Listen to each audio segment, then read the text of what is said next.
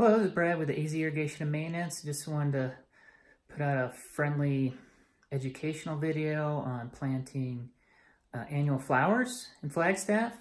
So you don't want to plant anything before Memorial Day except for maybe pansies and a few other things. It's just not a safe time.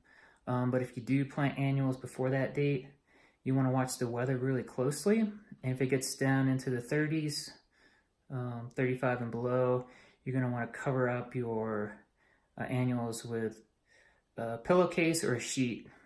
Make sure it's cotton and not a tarp or plastic. The plastic will really won't help it at all. It'll just make it worse. So just a friendly tip. All right, have a great day.